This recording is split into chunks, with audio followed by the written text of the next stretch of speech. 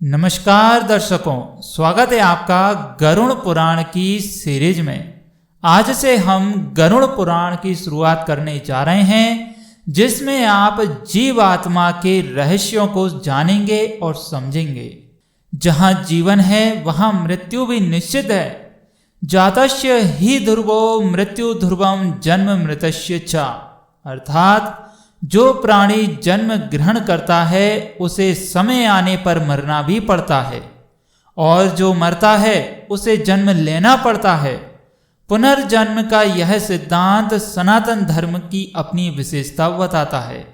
यहाँ पर आपके मन में ये संदेह होगा कि क्या जीवित रहते हुए गरुड़ पुराण को सुनना पढ़ना कहाँ तक सत्य है या फिर सही है या गलत है।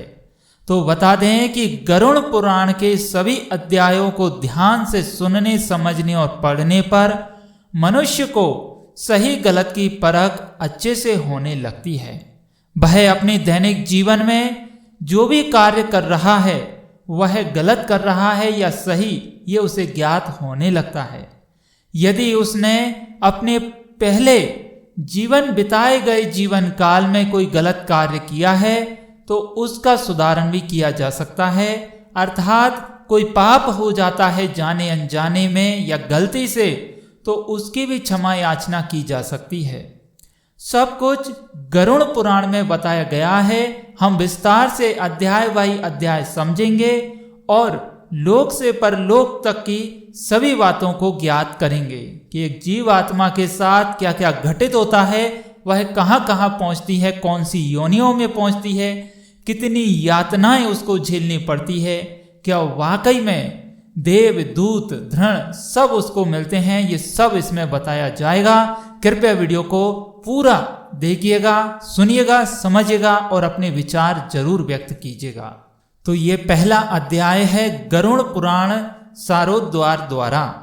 गरुड़ पुराण के पहले अध्याय में धर्म ही जिसका सुदृढ़ मूल है, वेद जिसका स्कंद तना है, पुराण रूपी शाखाओं से जो समृद्ध है, यज्ञ जिसका पुष्प है और मोक्ष जिसका फल है, ऐसे भगवान मधुसूदन रूपी पादप कल्प वृक्ष की जय हो।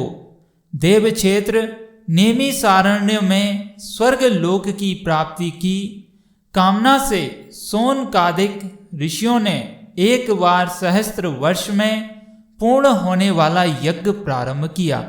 जैसे वृक्ष को आश्रय देता है, वैसे ही भगवान भी अपने चरणार्थ विंध्यों में आश्रय देकर सबकी रक्षा करते हैं। इसीलिए भगवान मधुसूदन को यहाँ पादप पदभ्याम चरणाभ्याम पति रक्षति पादपः वृक्ष की उपमा दी गई है।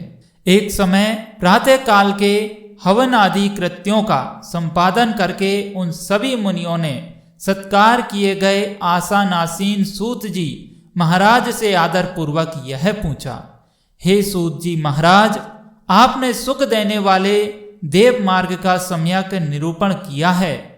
इस समय हम लोग भयावह यम मार्ग के विषय में सुनना चाहते हैं। आप सांसारिक दुखों को और उसके क्लेशों के विनाश के साधन को तथा इस लोक और परलोक के क्लेशों को यथावत वर्णन करने में समर्थ हैं, अतः उसका वर्णन कीजिए। तो सूत जी बोले, हे मुनियों, आप लोग सुने, मैं अत्यंत दुर्गम यम मार्ग के विषय में कहता हूँ, जो पुण्य आत्मा जनों के लिए सुखद और पापियों के लिए दुखद है। गरुड़ जी के पूछने पर भगवान विष्णु ने उनसे जैसा कुछ कहा था, मैं उसी प्रकार आप लोगों के संदेह की निवृत्ति के लिए कहूँगा।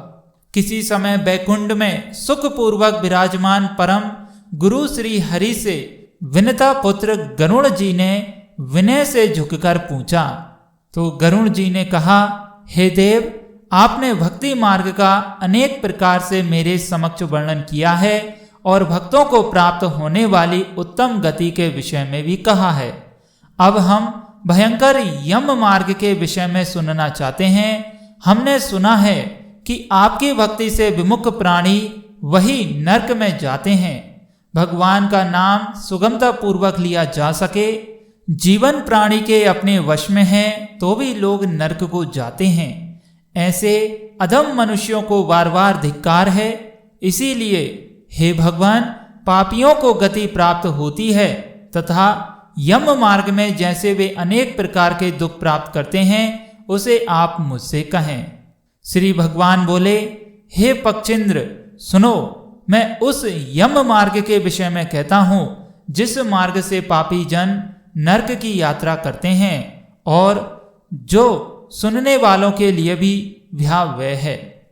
मित्रों, अब हम गरुड़ पुराण के प्रथम अध्याय की अंदर जा रहे हैं जो कि विस्तार से समझेंगे।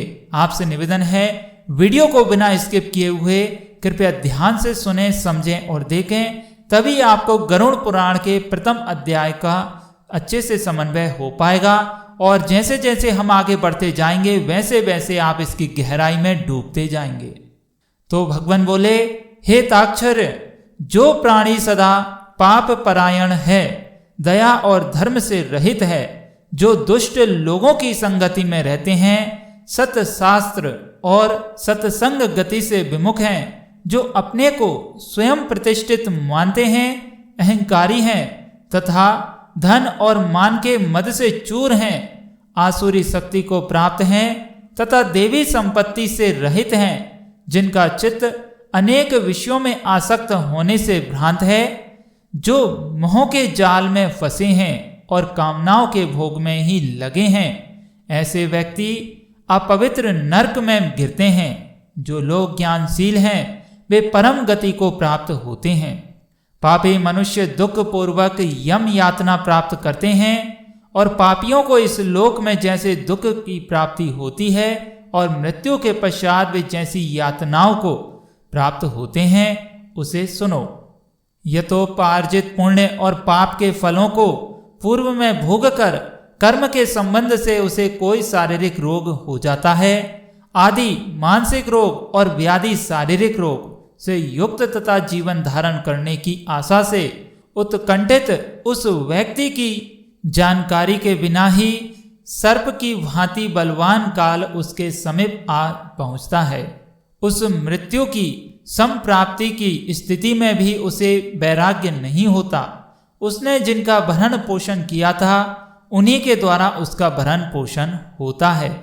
वृद्धावस्था के कारण विकृत रूप वाला और मरणाभिमुख वह व्यक्ति घर में अपमान पूर्वक दी हुई वस्तुओं को कुत्ते की भांति खाता हुआ जीवन व्यतीत करता है। वह रोगी हो जाता है, उसे मंदाग्नि हो जाती है और उसका आहार तथा उसकी सभी चेष्टाएं कम हो जाती है। प्राण वायु के बाहर निकलते समय आंखें उलट जाती है, नाड़ियां कफ से रुक जाती है, उसे खांसी और श्वास लेने में प्रयत्न करना पड़ता है तथा कंठ से घुर घुर से शब्द निकलने लगते हैं। चिंता मग्न स्वजनों से घिरा हुआ तथा सोया हुआ वह व्यक्ति काल पास के वशीभूत होने के कारण बुलाने पर भी नहीं बोलता। इस प्रकार कुटुंब के भरण पोषण में ही निरंतर लगा रहने वाला अजितेंद्रिय व्यक्ति अंत में रोते बिलखते बंधु बांधवों के बीच उत्कट वेदना से संज्ञा शून्य होकर मर जाता है। हे गरुड़, उस अंतिम क्षण में प्राणी को व्यापक दिव्य दृष्टि प्राप्त हो जाती है, जिससे वह लोक परलोक को एकत्र देखने लगता है। अतः चकित होकर वह कुछ भी कहना नहीं चाहता। यमदूतों के समीप आने पर सभी इंद्रियां विकल हो जाती है, चेतना छड़ीभूत हो जाती है और प्राण चलायमान हो जाते हैं। आतुर काल में प्राण वायु के अपने स्थान से चल देने पर एक क्षण भी एक कल्प के समान प्रतीत होता है और 100 बिच्छुओं के डंक मारने जैसी पीड़ा होती है, वैसी पीड़ा का उस समय उसे अनुभव होने लगता है।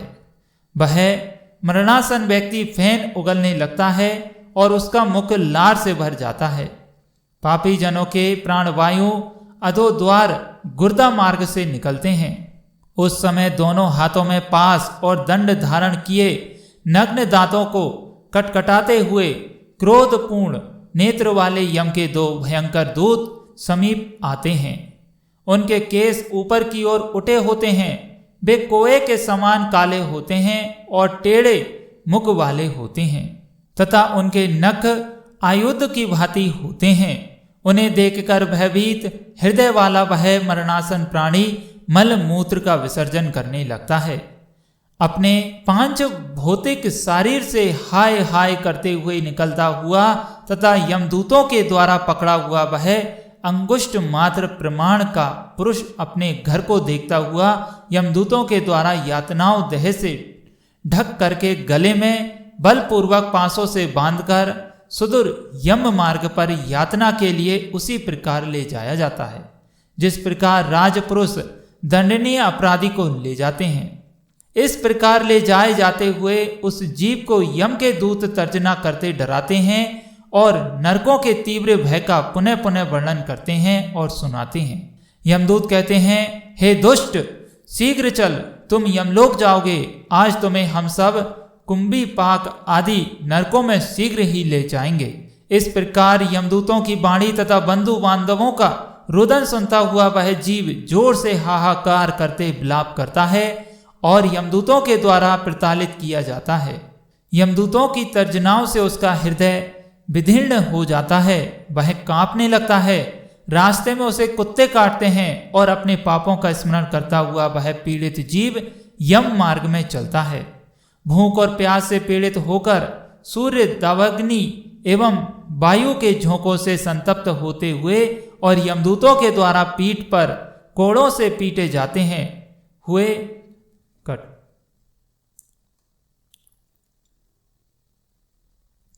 और यमदूतों द्वारा पीठ पर कोड़े से पीटे जाते हुए उस जीव को तपी हुई बालुका से पूर्ण तथा विश्राम रहित और जल रहित मार्ग असमर्थ होते हुए भी बड़ी कठिनाई से चलना पड़ता है। थककर जगह जगह गिरता और मूर्छित होता हुआ वह पुनः उठकर पापी जनों की भांति अंधकारपूर्ण यमलोक में ले जाया जाता है। तो दर्शकों, गरुड़ पुराण के प्रथम अध्याय का ये आधा भाग है। आधा भाग हम अगली वीडियो में कंप्लीट करेंगे। हमें उम्मीद है आपके लिए गरुड़ पुराण का ये प्रथम अध्याय का भाग अच्छे से समझ में आया होगा। आपके जो भी सवाल हैं कमेंट करें, वीडियो को लाइक करें, शेयर करें और हमारे चैनल को सब्सक्राइब करके घंटी जरूर दबाएं ताकि आपको अगला भाग मिल सके। कृपया हमारे एक एक पाठ को बड़े विस्तार पूर्वक ध्यान से सुने, समझें और देखें, तभी आपके लिए गरुड़ पुराण पूरी अच्छे से समझ में आएगी। तो चलिए मिलते हैं अगली वीडियो में। जय श्री राम।